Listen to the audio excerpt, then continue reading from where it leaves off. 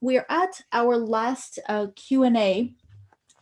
So I will ask Aubrey to join us back. And then I think Natalie said she wanted to join too. So Natalie, feel free to pop in. And yeah, Jim, you can get your camera back on. Feel free. So I kind of feel like I want to start this Q&A by sharing my analog board because I'm really proud of it. But I think this idea of, the interface between digital and physical is really, really important. And there's so much you could do. I've had a whole thing. Everything's color coded. These are the talks. These are the chapter spotlights. And this has made such a big difference. And I feel like this is just one metaphor / representation of what Jim was talking about, which is, what are the other versions of connecting human to human that are taken out of the tech space. So I see that we have a ton of questions in the chat, and some are in very specific for Jim or Aubrey. So we'll try to get through as many as possible. The first, let's see. Can you let's talk about this idea of radical collaboration. I think Aubrey brought it up, but I feel like it's also an overarching concern, especially with remote work. So what does radical collaboration mean to you, and what does it look like in your day-to-day? Well, I'll talk about it in terms of like our training program and really how we share that mindset with people. I think in a lot of organizations, and especially in healthcare, we're typically like very siloed functions. So it's like people who work in pharmacy are really working on pharmacy, people who are in nursing or IT are really working in there.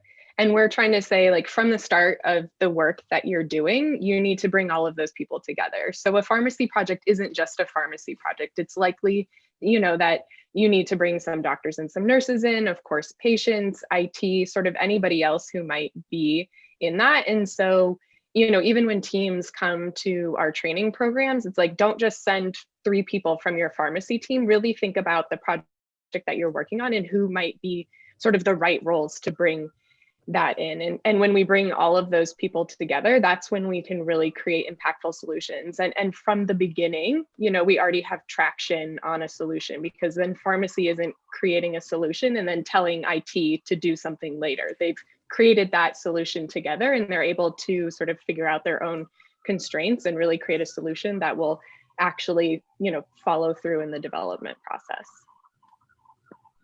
Yeah.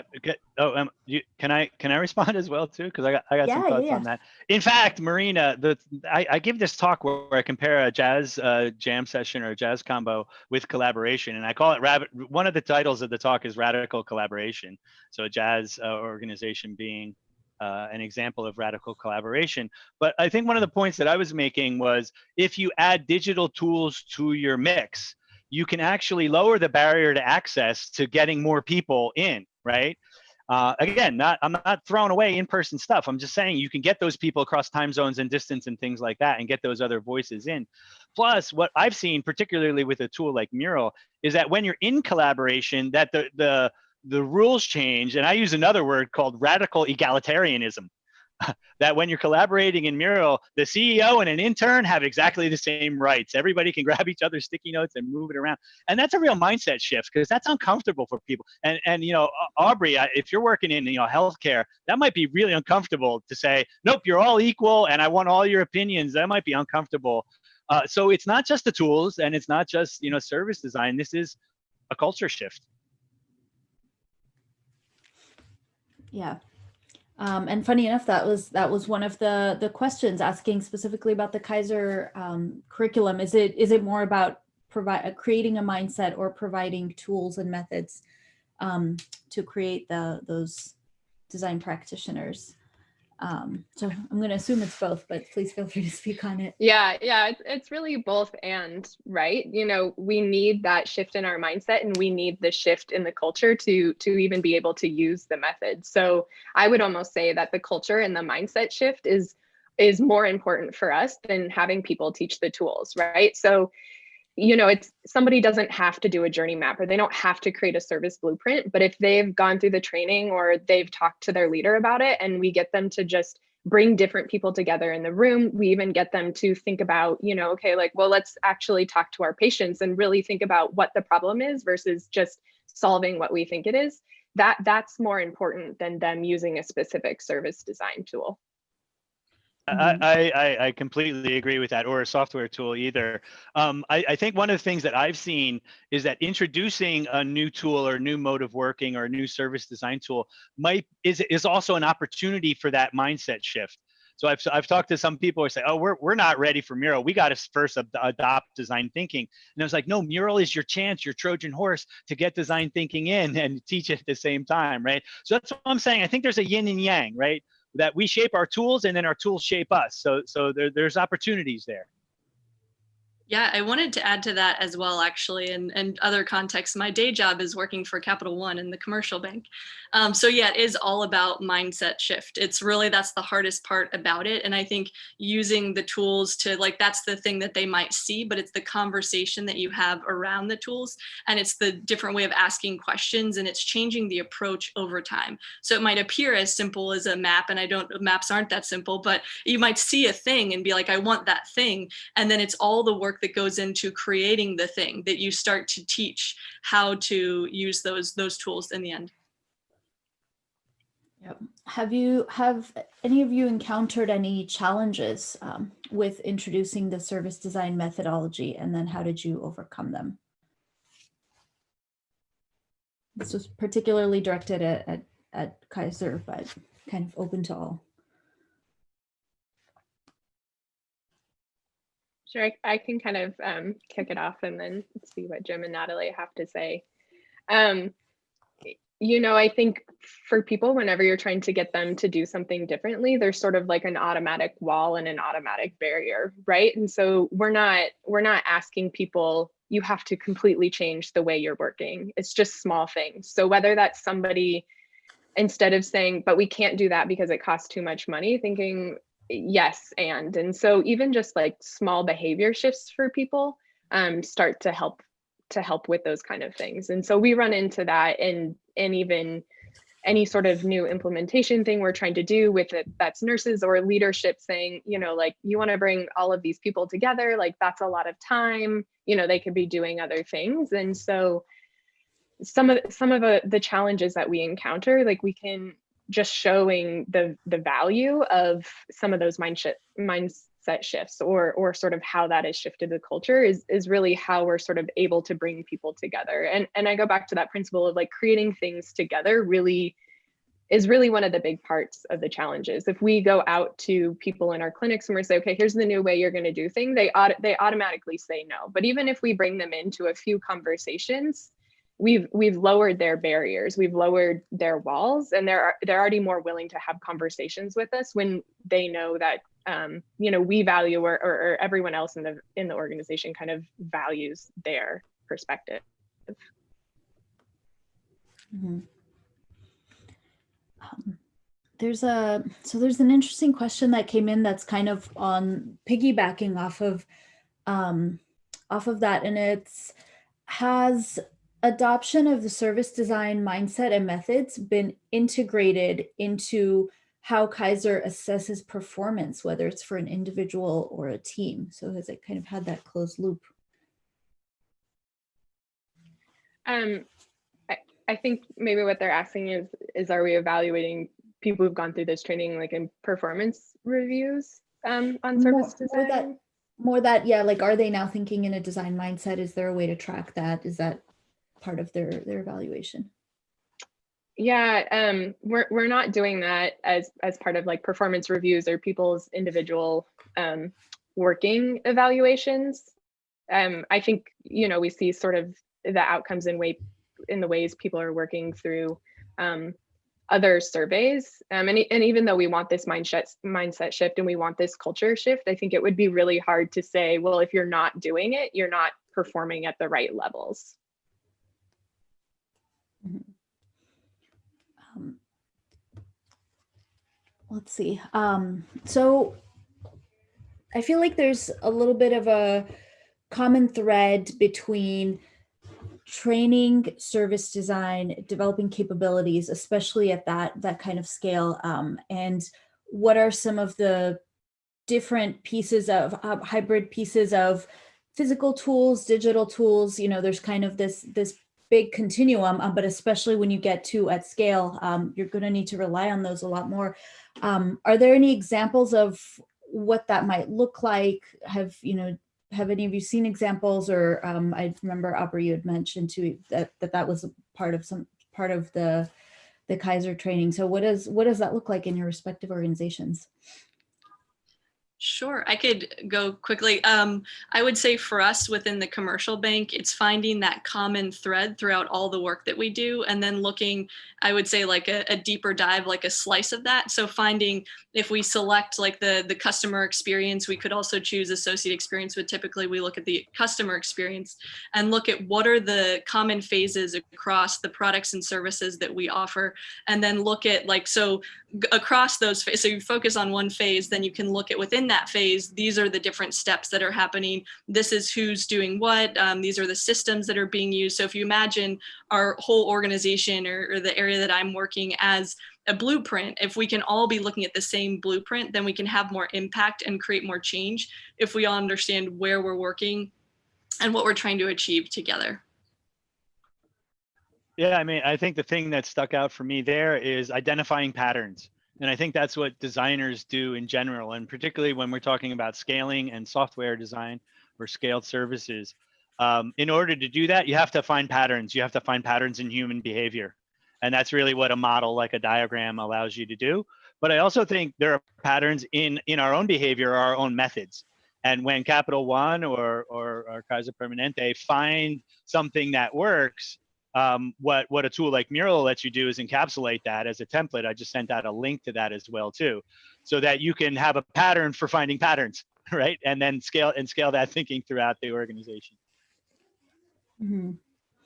Yeah, we use templates a lot, and really I think our templates are there to guide people and sort of show them the model that we're thinking about, and then also allow them to kind of shift and change. So, we use a lot of different tools to kind of to share these templates with people so that we can make it really sort of accessible for the ways that people are working. So, a template in Mural is really helpful for some people, that is even easier for some people than thinking about like writing stickies on the wall, which they really think about as like, that's a designer thing. But Mural is something that's a little bit, I think, easier for sometimes people to get to work in. And sometimes that's us creating templates in PowerPoint even, because that's the tool that we're able to get people to work within. Mm-hmm. Have there been any big roadblocks? Have any of you experienced roadblocks in going through this process? I mean, changing human behavior is never easy. We were talking about culture change here. I learned this term a while back that I've kind of stuck to. It's called nudging the mess.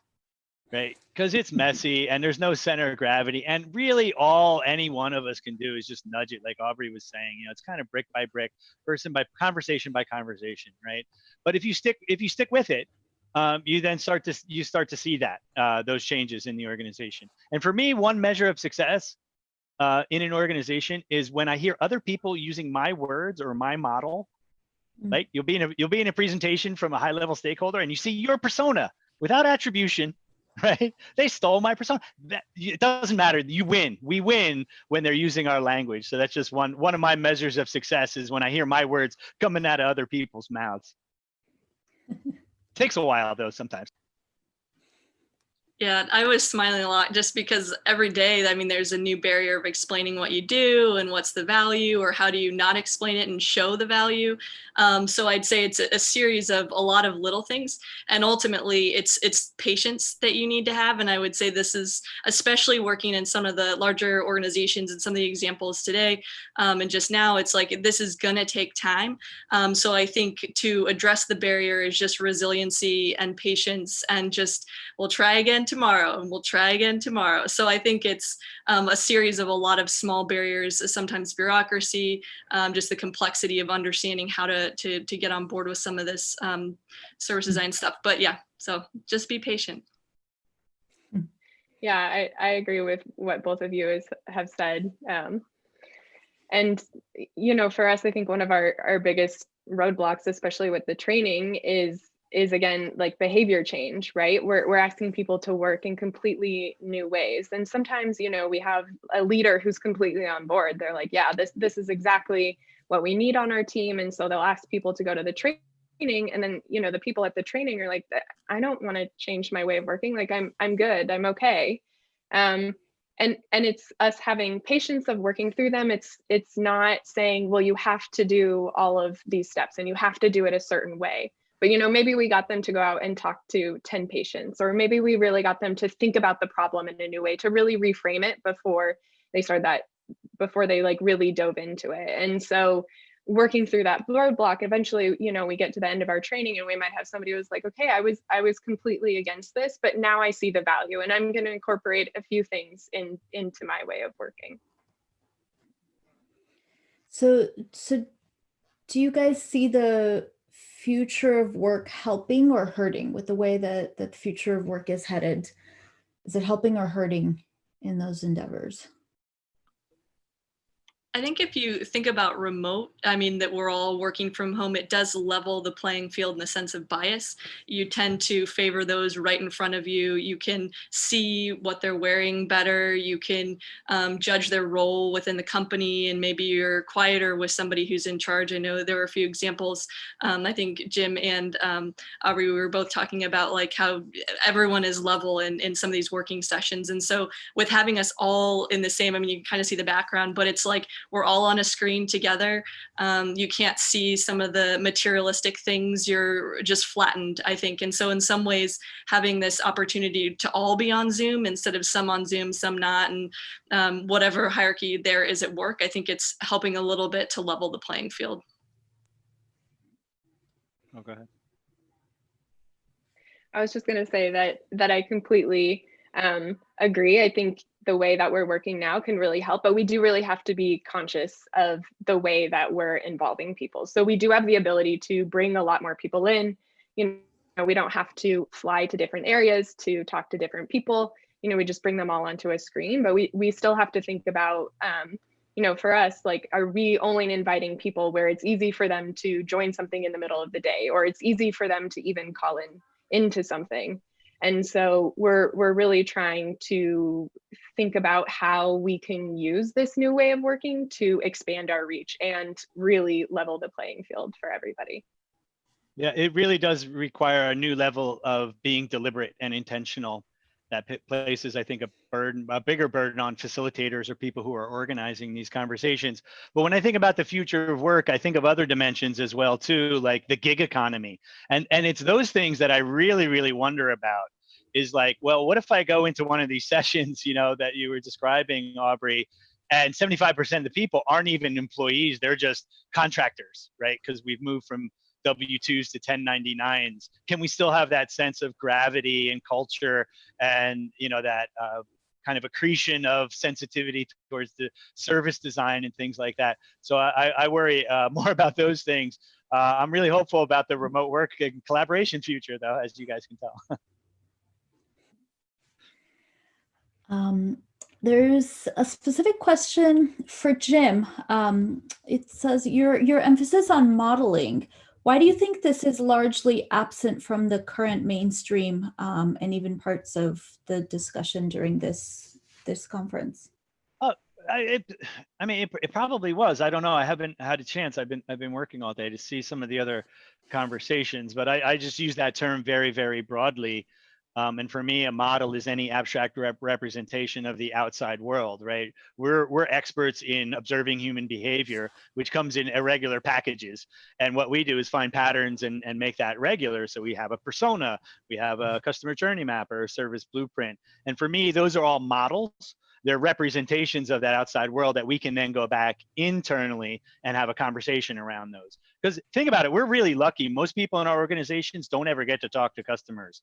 right? So it's actually it's our job, it's our duty to bring that empathy back in the organization. And I think a visual representation, a model, whether it's words or a spreadsheet or a diagram, are ways that we help bring that outside perspective in, right? It allows us to be outside in rather than inside out types of organization. So we probably have here at the conversation, at least with under that broad definition of what a model is, there probably have been talks about that here. Yeah, actually, I would say that there was a really great framework earlier by one of the speakers, Vijay Chakravarti, and he had a model for intention. How do you build a canvas around that, and what it looks like? So I think it's definitely headed in that direction where we are going even further with modeling the intangible or finding different ways. I would even say that Antoinette's the framework in her Creative Reaction Lab, sorry, tongue-tied, is also a version of that as well. So very a lot of opportunities for it. So we're nearing the end. I'm trying to just look through the chat to see if there's anything else. I know a lot of really great questions came in. Trying to get as many of them as possible. Okay. Okay. Well, we'll wrap up this Q&A session. Thank you all so much for sharing these insights.